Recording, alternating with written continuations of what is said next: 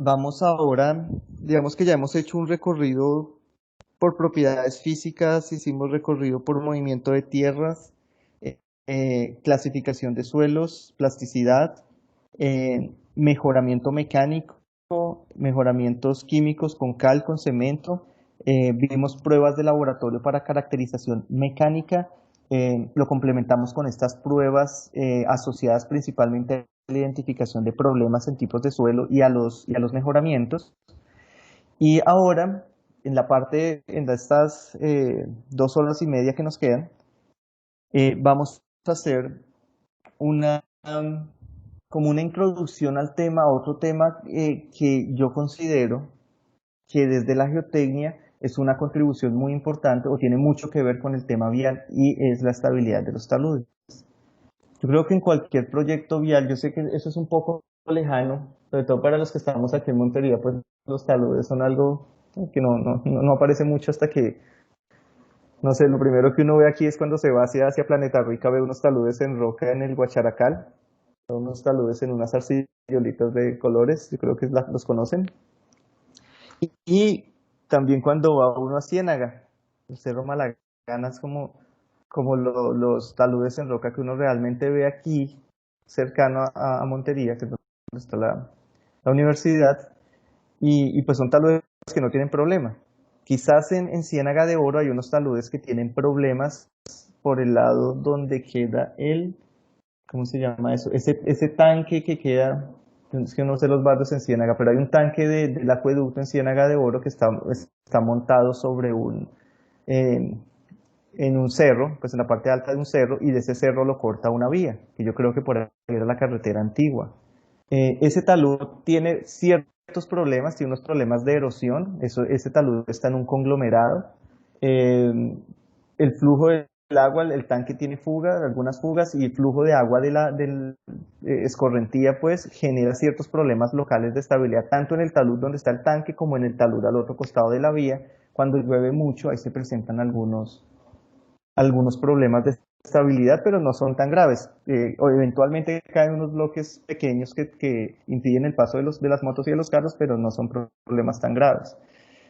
Pero en general nosotros en el país, yo pienso que es uno de los problemas más graves que tenemos en la operación de las vías y también en la construcción, y son los taludes. Nosotros, eh, yo creo que hasta los años, digamos, años 90, principios, la primera década de este milenio, de este siglo, nosotros fuimos un país que, a pesar de que muchos de sus departamentos y gran parte de la actividad económica se está concentrada en el centro del país, en la región andina, que es la región donde están las montañas, eh, digamos que hubo una apuesta en la construcción de vías, eh, y todas esas vías se hicieron a media ladera, no se hicieron túneles. Entonces el hecho de tener un poco de vías a media ladera en el país hace que nosotros tengamos un montón de taludes que generan muchísimos problemas. Todo el tiempo se están teniendo problemas de estabilidad de taludes. Cuando cae un aguacero, ustedes no se imaginan, bueno, yo imagino que lo han visto, un aguacero que lo coja uno en una carretera en Cundinamarca, que es donde yo más conozco. Eso baja agua, bajan piedras, uno va, es muy complicado. Bajan bloques de roca en todo momento, agua, presión. Es bastante complicado solamente en un aguacero.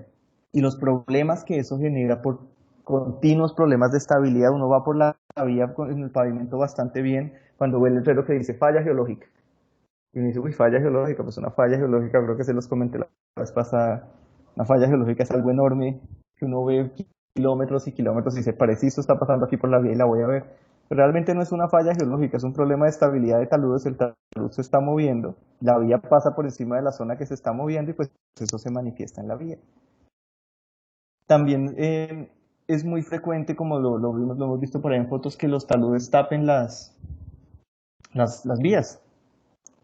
Entonces el costo que eso genera, primero, el costo de recuperar la vía, el costo asociado a la gente que fallece, a los vehículos, a la infraestructura que se daña, y también el costo que eso genera por eh, la interrupción de la operación de la vía. Todo ese tipo de cosas pues hacen que el tema de la estabilidad de taludes sea muy relevante y es bueno que ustedes tengan por lo menos una aproximación. Yo sé que ya Algunos deben conocer el tema, lo estudiaron en la universidad o en sus trabajos les ha tocado lidiar con estabilizaciones de talud.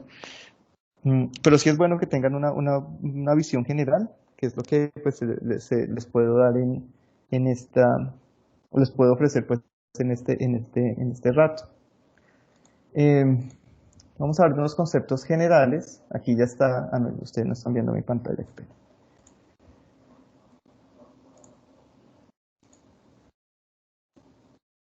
Em, yo aquí les monté algunas presentaciones, son presentaciones generales de conceptos. Aquí no hay tanto, aquí no me detengo en la parte numérica de cálculo. Simplemente es como para introducir el tema. Aquí ya hablo un poco de los métodos de análisis en esta presentación 3 y aquí me enfoco más en el tema del riesgo. Em, Vamos a arrancar, abrir la presentación.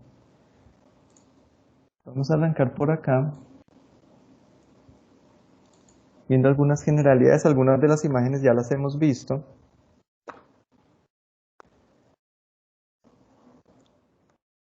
Entonces, un problema de estabilidad de taludes. Pues yo creo que aquí es evidente el problema. Eh, Uno de los detonantes principales de deslizamientos son las lluvias, es decir, un incremento en el contenido de agua en los taludes. Aquí vemos un talud que está inicialmente estable. Aquí se ve que en esta zona hay unas evidencias de movimientos antiguos. Miren acá, todo esto indica que esto es una zona bastante activa.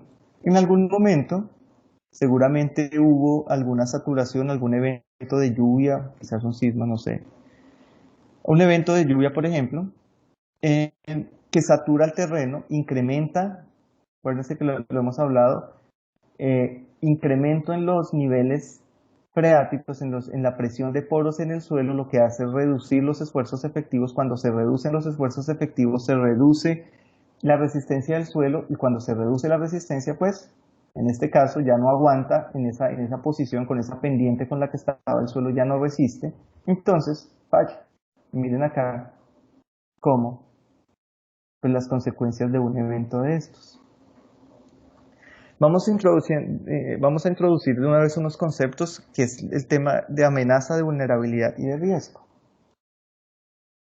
La amenaza, en términos cuantitativos, de cualquier cosa que estemos hablando, de una inundación, de un incendio, de una avalancha o de un problema de estabilidad de taludes, se refiere a la probabilidad de ocurrencia de este evento. La probabilidad de que ocurra un deslizamiento aquí, pues, ¿de qué va a depender? Si el detonante en este caso fue la lluvia, va a depender de que se presente una lluvia que alcance a saturarme el terreno de forma tal que el talud falle.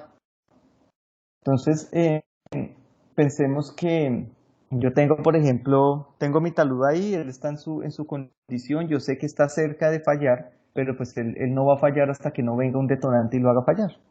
Entonces yo sé que, idealicemos el caso y digamos que aquí ese talud va a fallar solamente, vamos a un dibujito. Ese talud va a fallar, dibujemos aquí el talud, por aquí está la vía o la casa, lo que sea. Hacemos en la casa y pensemos que por aquí abajo pasa una vía. Aquí está la separación y aquí está una vía.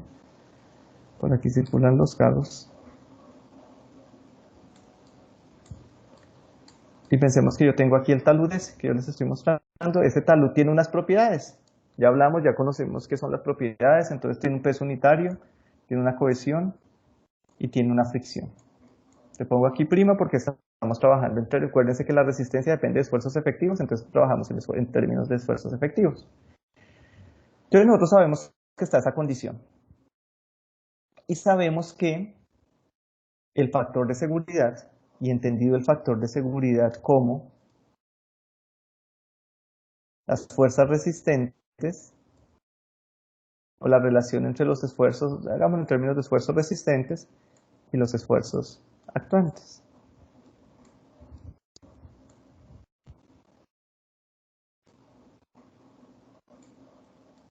¿Cierto?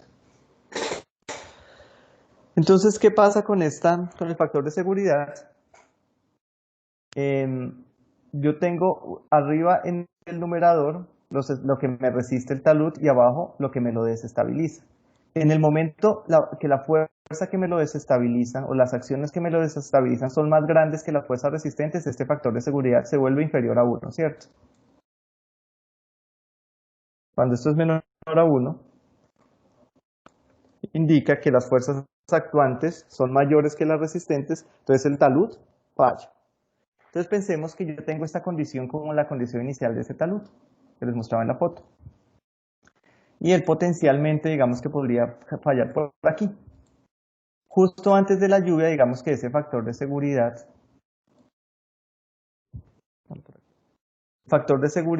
y en otro color, antes de la lluvia era 1.1. 1.1 para una condición de agua, llamémosla para un Z del agua, una profundidad del agua, 1.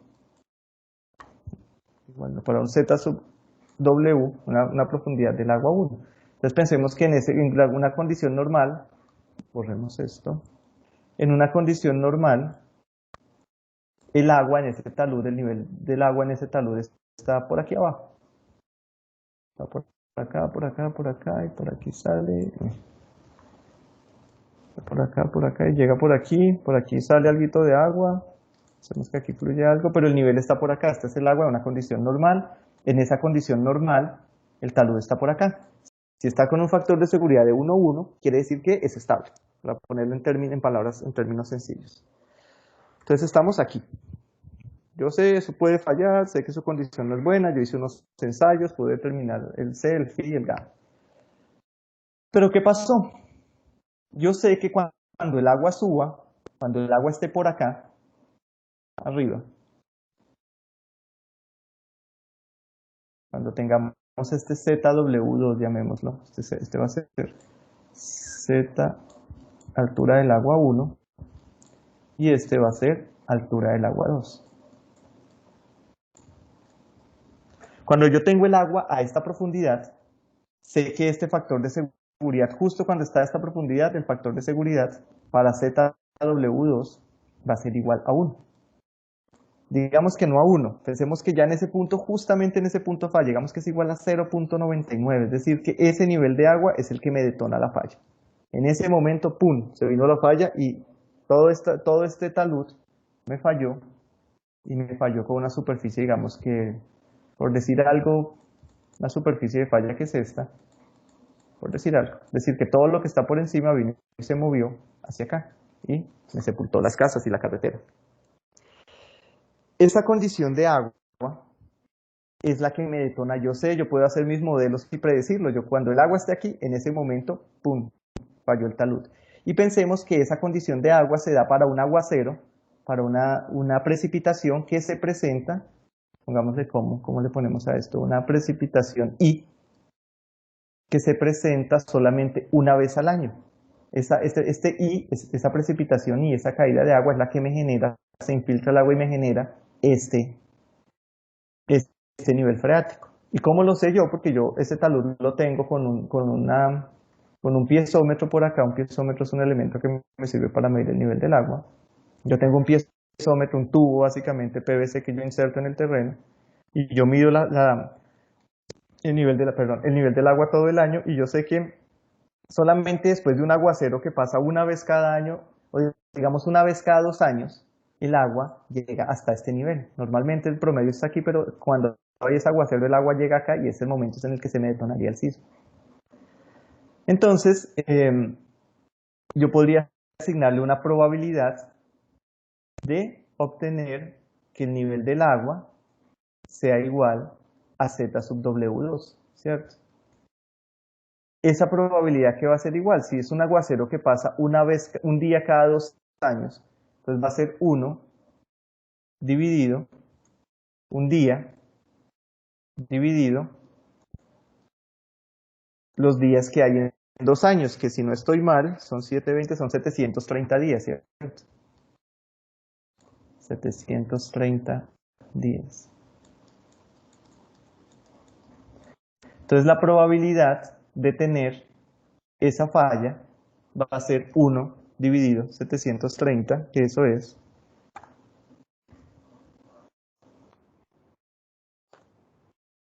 0.0014. Entonces sale que esta probabilidad es igual a 0.0014. Entonces yo calculé una amenaza. La amenaza es la probabilidad de que ocurra este deslizamiento. La probabilidad de que ocurra este deslizamiento, en un caso ideal, pues asumiendo que la única razón que me lo va a producir, asumiendo que el detonante va a ser el agua, pues va a ser eh, un día dividido los 730, que son, esa lluvia ocurre una vez cada 730 días. ¿Sí? Son 730, sí. Entonces la probabilidad de que ese detonante ocurra, se presente, que es el que me detona el deslizamiento, va a ser 0.0014. Entonces yo así, esa es una forma de hacerlo, una forma de calcular una probabilidad de ocurrencia de un evento, en este caso de la falla de un talud, que me va a generar unas consecuencias. Entonces la amenaza se refiere a esa probabilidad de ocurrencia del evento. Probabilidad asociada, probabilidad en términos, repito, de frecuencia, asociada a la frecuencia con la que ocurre el evento. En este caso, una forma de asociarla a algo que aún no ha ocurrido, pues puede ser esta, asociarla a los eventos detonantes. Eso es la amenaza. Ahora pensemos en la vulnerabilidad. La vulnerabilidad se refiere a los elementos que están expuestos. Entonces, en este caso, en este deslizamiento, pues yo voy a tener aquí pues las casas, las personas que están dentro de las casas, y quizás, no sé si pasa alguna red eléctrica o algo así, pues también estaría expuesta a ese evento. Esos elementos yo también debo verlos en términos probabilísticos si quiero hacer una evaluación de riesgo cuantitativa. Yo debo ver, por ejemplo, qué tan expuestos están y debo ver cuánto tiempo están expuestos. Entonces pensemos en las casas. Las casas, pues ellas están expuestas todo el tiempo, entonces su exposición, digamos que temporal al evento, todo el tiempo están ahí, pues va a ser 1. Ya siempre están ahí, nunca se van a mover. En cambio, una persona que entra y sale de la casa, que trabaja, qué sé yo, 12 horas fuera de la casa y 12 horas de estar descansando, pues la probabilidad de la exposición de esa persona temporal va a ser 0.5 porque la mitad del tiempo él está por fuera, ¿cierto? Eh, si aquí en lugar de casas hubiera vehículos, pues uno tendría que calcular el tiempo que los vehículos están pasando con el TPD y la velocidad de los vehículos y la composición vehicular. Uno puede calcular qué tiempo, por ejemplo, vehículos que van con 2 personas a una velocidad promedio de 60 kilómetros por hora con un TPD de, no sé, 200. Yo puedo calcular en el año cuál es la exposición, cuánto tiempo están pasando vehículos ahí con 2 personas y asociarle cuántas horas, por ejemplo, al año o días en el año y calcularle una probabilidad de una exposición de las personas. Entonces eso me da, esa exposición está relacionada con la vulnerabilidad. También para estimar la vulnerabilidad yo debo conocer qué tanto daño pueden sufrir los elementos expuestos. Entonces pensemos en una persona que esté aquí dentro de la casa. Si la persona está dentro de la casa y viene el deslizamiento, es probable que se salve. Su vulnerabilidad, digamos que podría ser 0.5, va a quedar herida o 0.7. Hay formas digamos que hay metodologías para establecer eso. Pero si es una persona que va caminando por acá, se le vino el deslizamiento, es altamente probable que fallezca, ¿no? Si está una persona que estaba caminando detrás de la casa, de esta casa, es altamente probable que fallezca esa persona. Entonces ahí su vulnerabilidad va a ser 1. Entonces todo eso lo combina uno para hacer una evaluación de vulnerabilidad. Y el riesgo está asociado con los costos generados cuando esa amenaza se materializa. Entonces va a ser el costo que tiene en términos, por ejemplo, de vidas humanas, el que se deslice este talud.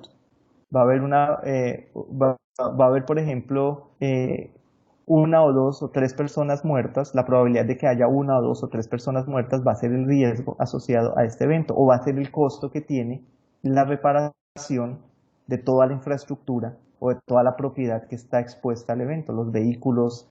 Cuando digo costos me refiero a vehículos, si es una vía me refiero a la operación, al costo asociado a la pérdida de operación de la vía. Los costos asociados también a la recuperación tanto de la vía como de los taludes. Todos esos costos uno finalmente los puede evaluar. ¿Cuánto me cuesta a mí que ese evento ocurra? teniendo en cuenta la probabilidad de que ese evento ocurra. Y numéricamente se calcula como el producto entre la amenaza, esa probabilidad, por la vulnerabilidad, esa exposición, como se las mencioné, multiplicado por el valor neto digamos, de la propiedad. Entonces, si estas casas me cuestan qué sé yo, 10 millones de dólares, por decir cualquier cosa, si yo lo multiplico por la amenaza como la probabilidad de ocurrencia del evento, multiplicado por la vulnerabilidad, yo voy a obtener un costo asociado a este evento que me está amenazando, que está amenazando. Esta es una forma, eh, desde mi punto de vista, bastante objetiva, una herramienta objetiva para tomar decisiones en proyectos. Porque entonces ahí uno empieza a comparar, bueno, yo me puedo arriesgar y dejar el talud así, y bueno, me va a dar que el riesgo o los costos asociados a que yo tenga ese riesgo acá pueden ser, digamos, 1 millón de pesos. El costo asociado, haciendo mis cálculos de riesgo, como se los mencioné, medio millón. El costo de daños que tendría sería 1 millón. Pero venir a intervenir ese talud me cuesta 10 millones. Pues entonces ahí es cuando uno dice, mejor lo dejo así que se dañe, después pago el millón para reparar y no invierto 10 en este momento en hacer esa reparación. Yo sé que suena feo y todo, pero digamos que le da uno herramientas para tomar decisiones. También qué riesgo de que haya personas, que fallezcan personas, está la sociedad dispuesta a aceptar, está así la sociedad, porque finalmente es una decisión social. Eh, ¿Será que se acepta? ¿Qué tan tolerable es el riesgo de que muera una persona? O es decir, la sociedad va a ser mucho más tolerable a que en un evento de estos exista una probabilidad alta de que muera una persona, pero no de que mueran 10 en el mismo evento. Entonces, todo ese tipo de cosas hay que empezar a mirarlas y ese es, digamos que el fundamento de hacer una evaluación cuantitativa de riesgo y es muy pertinente para las vías porque en las vías ya uno puede cuantificar de una forma relativamente confiable toda la información asociada a los elementos expuestos, que son principalmente los vehículos y la infraestructura. Entonces uno puede cuantificar, saben bastante del tema, uno puede cuantificar frecuencias de flujo de vehículos, tipologías de vehículos, ocupación de los vehículos y a partir de eso uno empieza a construir. Después, si alcanzo, les muestro un ejemplo. Uno puede construir su evaluación de riesgo y compararla los, eh, contra algún estándar internacional, porque en Colombia nosotros aún no tenemos. Nosotros tenemos, les voy a mostrar que ya hemos avanzado bastante en el tema. Yo la tengo por aquí. Yo no sé si, perdón, no sé si la conocen. Esta es una guía elaborada por el Servicio Geológico Colombiano. Creo que si dejo de compartir pantalla la ven mejor. Ahora sí, esta es una guía para hacer evaluaciones cuantitativas de riesgo en los términos que yo se las mencioné, elaborada por el Servicio Geológico Colombiano. Entonces ahí se dan unas pautas. Esto se basa bastante en una guía australiana, digamos que los australianos son pioneros en esto. Ellos desde los años 90 están haciendo esos análisis cuantitativos como herramienta para tomas de decisiones y han ido generando lineamientos actualizados. Entonces esta norma recoge gran parte de esos lineamientos y los adapta a las condiciones colombianas y ya tenemos, digamos, en el país un marco de referencia para hacer esas evaluaciones en términos del riesgo de una forma sistemática y ya con lineamientos. Es decir, tener este tipo de guías se llama Guía Metodológica para Estudios de Amenaza, Vulnerabilidad y Riesgo por Movimientos en Masa, Servicio Geológico Colombiano, del año, esto es como el 2016. La pueden descargar de internet, quien esté interesado en estos temas, y ya nos empieza a dar las pautas de cómo hacer esos análisis, cómo Profe, manejar, profe, qué pena. ¿perdón? ¿Dónde la descargamos? En la página del Servicio Geológico Colombiano. Yo creo que vamos a ver si la buscamos, guía metodológica, a ver si la encuentro y se les bajo porque eso es grande ese archivo, guía metodológica para estudios de amenaza, vulnerabilidad.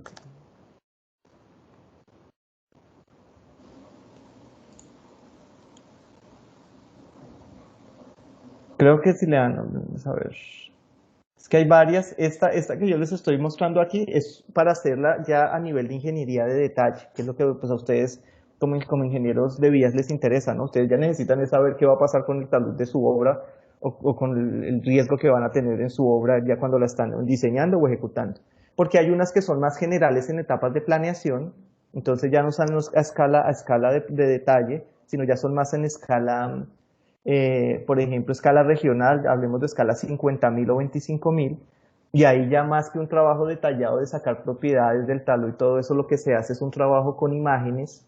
A partir de sistemas de información geográfica se empieza a cruzar información, capas de información, para tener una idea general de susceptibilidad de deslizamientos, pero todavía es información gruesa, no va al detalle de saber qué es lo que pasa en un sitio específico cuando yo necesito hacer un estudio de estabilidad de taludes. Aquí creo que se está descargando en mi computador, vamos a ver si finalmente ese es el link. Porque no sé la que estoy descargando a qué escala es. Vamos a ver.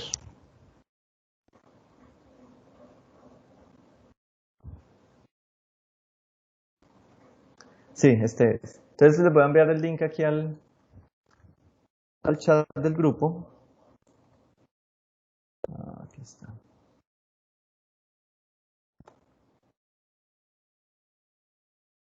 Listo, ya de ese link que les acabo de enviar, ahí la pueden descargar. Listo, bro, gracias. Con gusto. Yo lo que quiero es compartir la pantalla. Entonces miren, aquí está la guía. Yo soy muy cercano a este tipo de metodologías porque pues esta guía la hicieron eh, la gente con quien yo estudié estos temas cuando estaba haciendo maestría. Y de hecho, eh, cuando uno trabaja con entidades, yo no sé si a ustedes ya les ha pasado, porque aquí en Córdoba yo ya he hecho trabajos de esos, cuando uno trabaja sobre todo con el ANLA, cuando trabaja con el Ministerio del Medio Ambiente, con el Ministerio de Minas y bueno, ya con la Secretaría de Ambiente en Bogotá y con algo que se llamaba el DAMA, que creo que ya no existe, que era una entidad ambiental en Bogotá, ellos ya le piden a uno que cuando haga un estudio de estabilidad de taludes lo haga en términos de riesgo. Es decir, que lo haga con análisis probabilísticos, que le diga la probabilidad de falla es esta, los daños van a ser estos y le va a costar tanto. Ese tipo de análisis ya se lo están pidiendo a uno algunas entidades, de ahí que se saque este tipo de guías que hacen muy relevante el trabajo.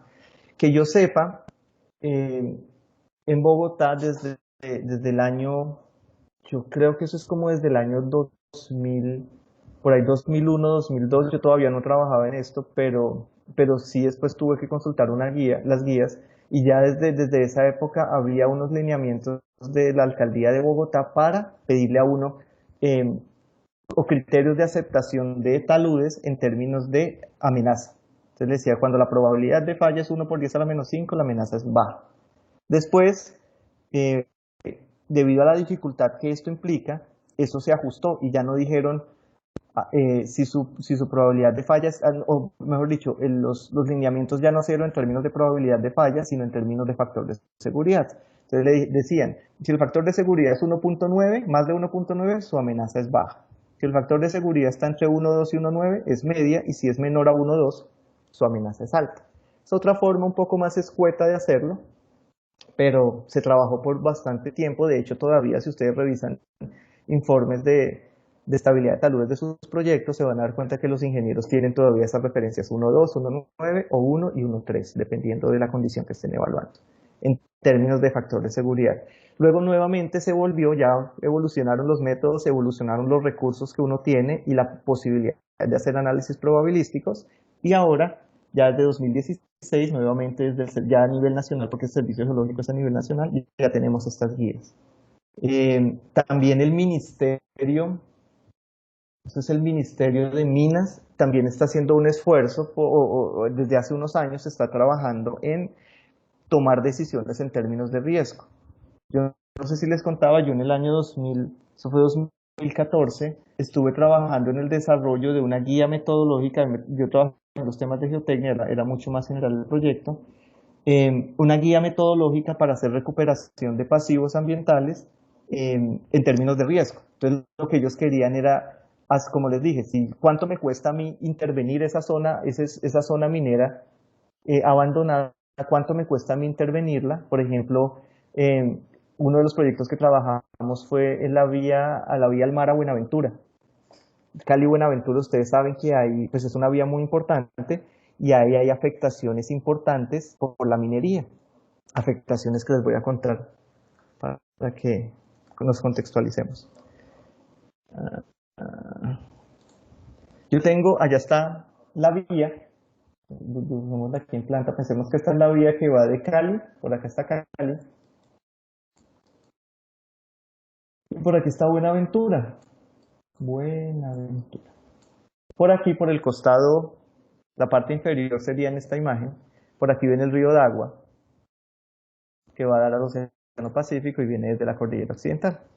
Ese río Dagua, en esa zona, estamos bajando de la cordillera, el río trae mucha energía y llega aquí a la zona plana, ya para bajar a la costa en Buenaventura.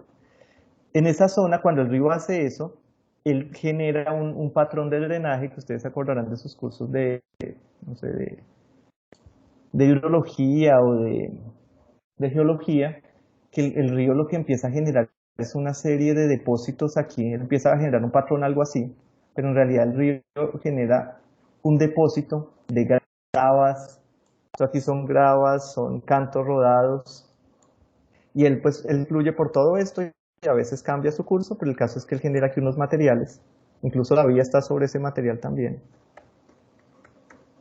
La vía también está sobre ese material. Y como el río viene por acá arriba en la montaña había unas vetas de oro, entonces él deposita oro aquí. Pues algunos fragmentos de oro los deposita, entonces esa es la minería ilegal, esa famosa minería que nosotros vemos tanto en televisión. Y esta minería lo que empieza es a hacer huecos por aquí en todo esto. Y viene con retroexcavadoras y empieza a explotar acá toda esta terraza aluvial, al final eso es una terraza, y empieza a sacar y afectar esto.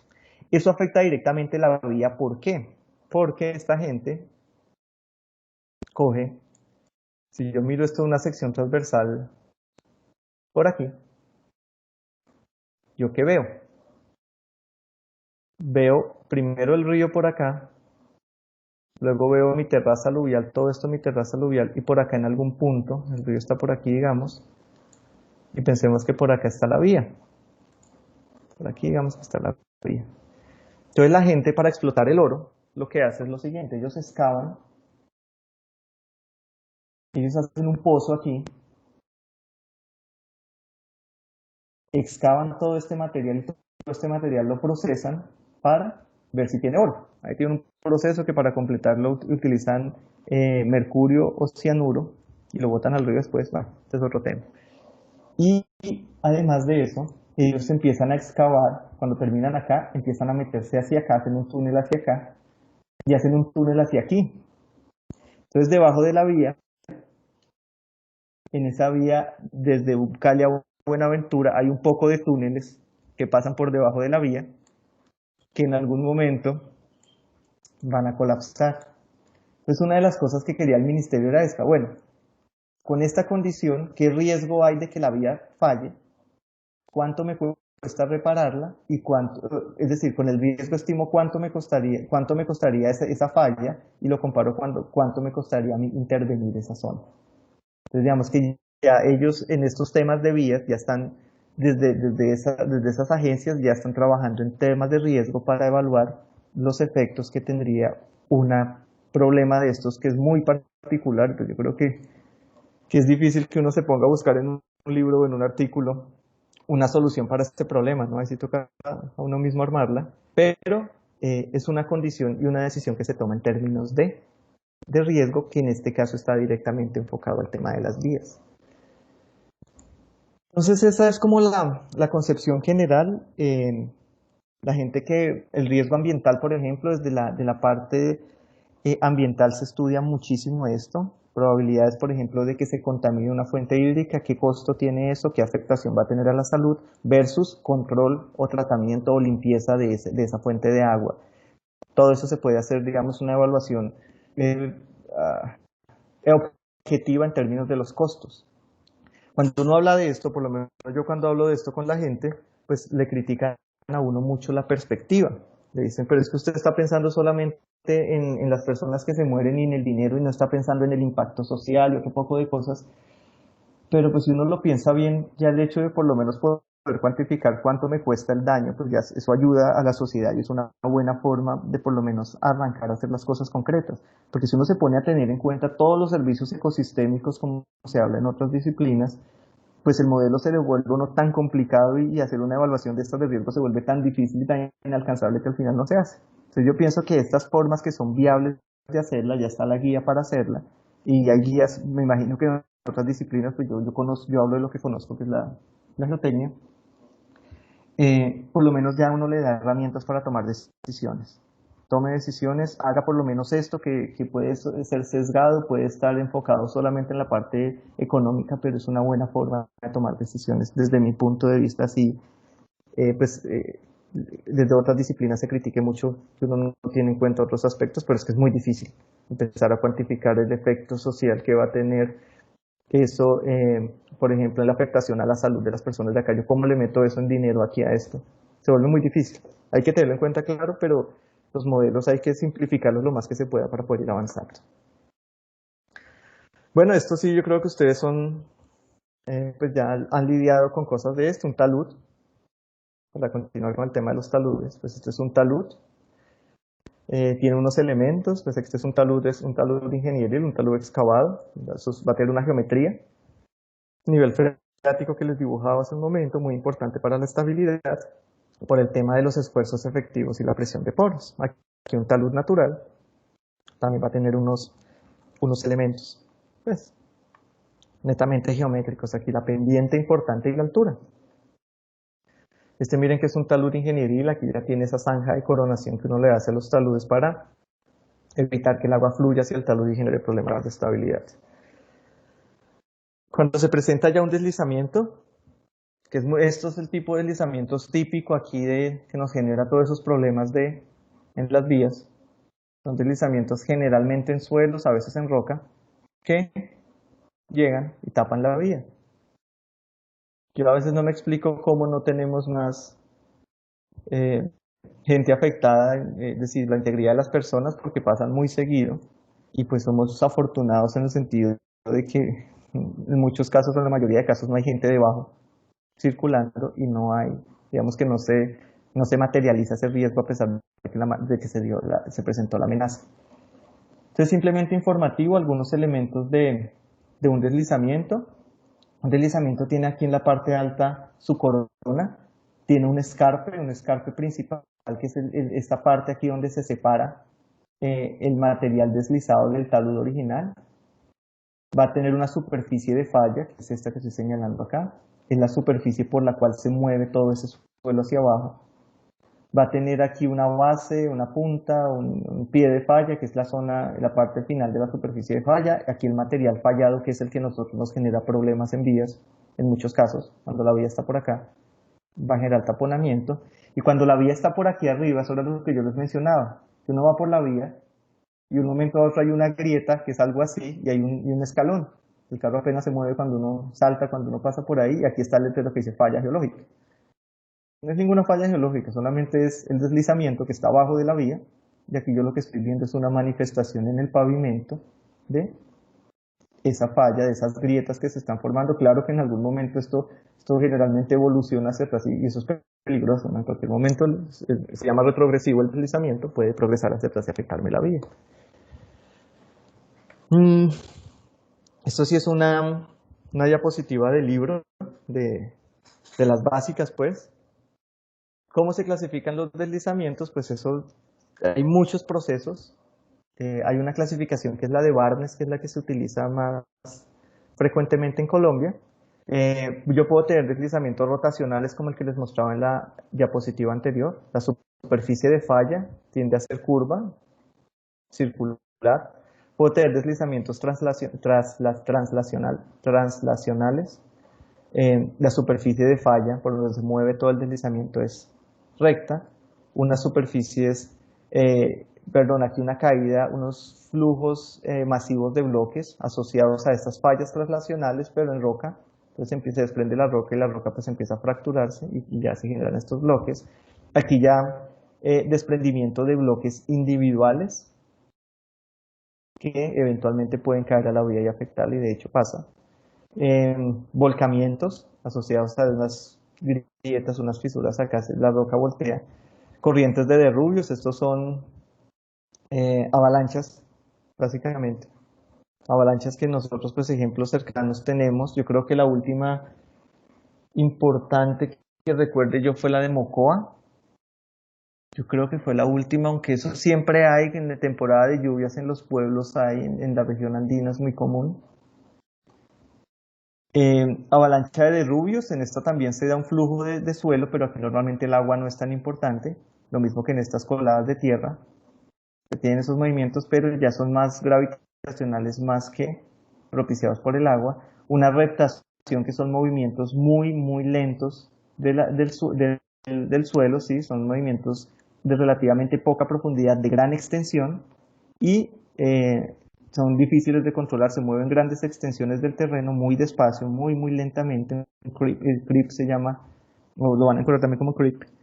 Y uno empieza a ver evidencias, por ejemplo, que se inclinan los árboles, y esto me va mostrando evidencias de que se presentan esos deslizamientos. También puedo tener problemas de expansión lateral. Esa expansión lateral se asocia a suelos, como lo vimos en la foto que nos mostraron cuando presentaron potencial de colapso. Cuando yo tengo suelos de esas características y les hago una deformación pequeña, así no tenga una alta pendiente, ellos empiezan a fallar muy rápido por esa colapsividad que los caracteriza, esa sensibilidad que les mostraba. Entonces voy a tener estas expansiones. Si yo hago una excavación por acá, el suelo me empieza a fallar, y como empieza a deformarse, me empieza a fallar hacia atrás, y puedo tener unas fallas de gran extensión, así no tenga taludes importantes. Es otro proceso que se puede generar. Algunas causas de deslizamientos. Tenemos causas naturales. Digamos que esos detonantes que yo les mencionaba, que les mencioné con el agua, son esas causas que me generan deslizamientos. Tenemos lluvias de una intensidad alta. Tenemos los sismos. Un sismo finalmente uno lo modela como una carga horizontal. Un sismo es una onda que se propaga por el terreno. Cuando esa onda llega al suelo, pues es una fuerza adicional que tiende a desestabilizarlo. También está la erosión. Los sismos también me producen, ¿se acuerdan que hablábamos de la licuación? Me producen excesos de presión de poros. Es decir, cuando viene un sismo, el agua, por ese movimiento que tiene el sismo vibratorio, por esa vibración que tiene el sismo, la presión del agua en el suelo empieza a subir, y empieza a subir, a crecer, y empiezan a generarse deslizamientos. Yo no sé si ustedes se acuerdan, yo sé que ustedes son muy jóvenes y ya son 12 años de ese sismo, el sismo de Puente Quetame. ¿Se acuerdan de ese sismo? Año 2008,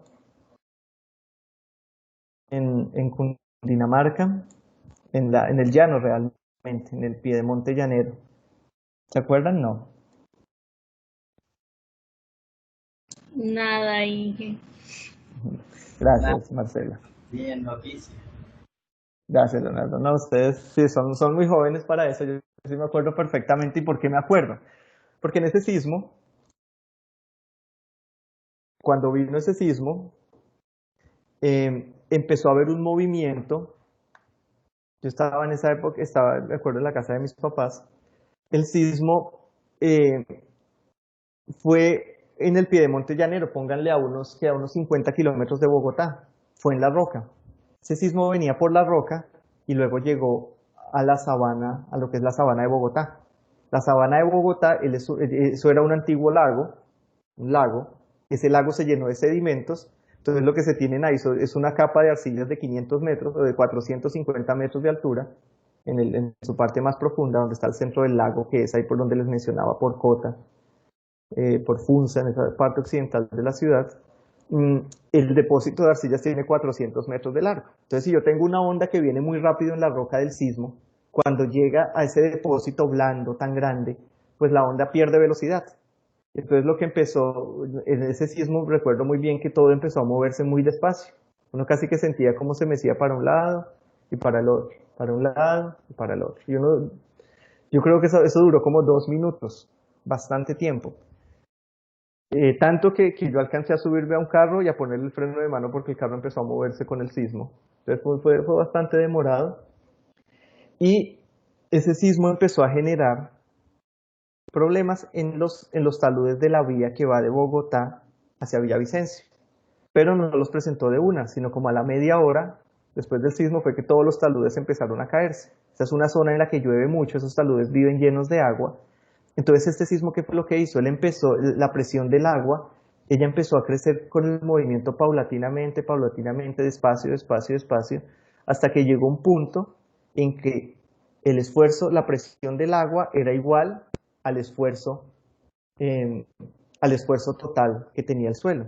Cuando yo tengo que el esfuerzo total es igual a la presión de poros que creció por el sismo, acuérdense que el esfuerzo efectivo es igual a esfuerzo total menos presión de poros. Cuando son iguales el total y la presión de poros, el esfuerzo efectivo se vuelve cero. Si el esfuerzo efectivo se vuelve cero, se pierde la resistencia a corte y ahí es cuando el talud se cae. Entonces empezaron a haber varias fallas de taludes que la vía empezó a taparse en varios puntos una hora después, entre media y una hora después de que se presentó el sismo. Fue algo muy particular asociado a ese efecto que tienen los sismos, no solamente por la fuerza que generan por la onda, sino ya efectos posteriores por los incrementos en presión de poros que en nuestros temas geotécnicos son muy importantes. Entonces ese es un detonante importante. Cuando hablamos ya del hombre, pues las excavaciones, las vías que hacemos, las vías son, yo creo que un detonante muy importante de deslizamientos, porque finalmente las laderas están ahí en equilibrio de cientos de miles de años. Llega uno a hacer un corte para hacer una carretera, a romperle toda la continuidad a los suelos, a las rocas, pues claro, ese tipo de actividades empieza a detonar deslizamientos. Las vibraciones, en voladuras, por ejemplo, las vibraciones de los sismos, las sobrecargas, cuando yo le pongo carga en la parte alta a un talud, pues se le va a fallar, y el drenaje, el agua, es muy común. Eh, yo no sé si les comenté en la clase anterior, ¿ustedes se acuerdan del problema que hubo en la vía al llano también con la presa de pollo, cierto? Que eso salió en las noticias, con los galpones que había en la parte alta de un talud del kilómetro 58. ¿No se acuerdan? Resulta que esa es una vía. ¿Sí se acuerdan? No. Esa es una vía. Nada, pero nada. Gracias, Leonardo. Gracias por contestar. Esa es una vía bien importante. Es una vía que, pues, los alimentos del llano hacia el interior del país, pues salen por ahí. Y están haciéndole doble calzada y para la doble calzada unos túneles. Y en una zona de unos túneles hubo una falla, un deslizamiento del talud que tuvo de gran magnitud que tapó la vía. Esa vía en este momento tiene solo una calzada. Tapó la vía por 2 meses o 3 meses. Eso tuvo unas consecuencias para la economía grandísimas en la región, sobre todo para la gente del llano. Y pues eh, hubo que hacer un concepto para ver de quién fue la culpa. Entonces la gente, el concesionario le estaba echando la culpa a unos galpones de pollos que quedaban en la parte alta de la montaña, que decían que ellos botaban toda su agua al talud y por eso el talud había fallado y por eso se había generado el problema. Que no era el túnel que ellos estaban haciendo al lado, sino que era el agua que le estaban botando arriba del galpón de pollos, que llevaba 50 años allá arriba botándole agua. Entonces a raíz de eso hubo que hacer un concepto que hicieron universidades en Bogotá, y ellos, pues, era casi que confirmar lo que ya todo el mundo sabía, pero no decían, fue el túnel. Realmente fue el túnel que generó el problema. El agua, claro que el agua es un detonante y puede generar deslizamientos y todo, pero pues si yo tengo semejante intervención, una excavación para un túnel, la entrada a un túnel hay que hacer una excavación grandísima para hacer los portales del túnel. Esa excavación hay que protegerla muy bien y eso afecta todo hacia arriba. Entonces, digamos que eso salió en las noticias, yo hasta escuché como una hora de la presentación que se hizo por la radio del concepto ese donde se definió que era culpa del contratista. Entonces los detonantes son esos principalmente. Vamos a hacer un break son las 4. Vamos a hacer un break de 20 minutos hasta las 4:20 y ya venimos a cerrar este tema de la estabilidad de taludes y a ver algún ejemplo. ¿Listo?